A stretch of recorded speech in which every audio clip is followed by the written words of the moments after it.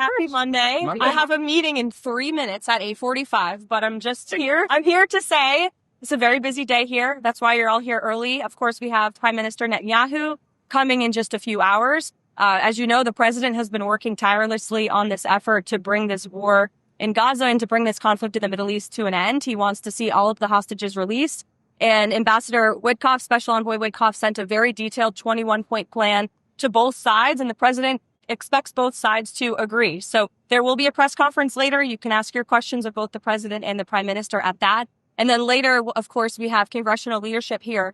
Our message and what we want out of this is very simple. The president wants to keep the government open. He wants to keep the government funded.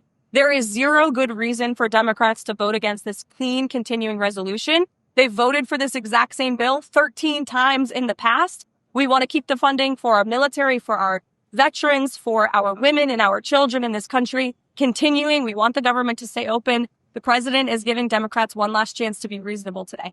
Look, there is nothing to negotiate when you have a clean CR. There are, of course, important policy discussions that can be had, but we are nearing a government shutdown and we are nearing a funding deadline, and the president wants to make this deadline. He wants to keep the government open. The press conference today with the Israeli prime minister, it signals, I think, that he's expecting there to be a deal announced, or at least that Netanyahu is going to accept the proposed plan. Is that the hope that the president has today? Look, the president knows and believes that this is as good of a plan as these sides are going to see. And that's why it's 21 points. It's very detailed. It's comprehensive. The president has been working tirelessly on this. He speaks to Prime Minister Netanyahu all of the time, of course. He's in constant correspondence, but he's also taken a lot of time to speak with our Arab partners and allies in the Middle East. He met with them at UNGA in New York City last week to hear them out. We've obviously had direct and indirect conversations with Hamas as well. And ultimately, the president knows when you get to a good deal, both sides are going to leave a little bit unhappy. But we need this conflict to end. The president's made that very clear. He wants to see the killing stop. Is the expectation, though, that the Israeli prime minister is going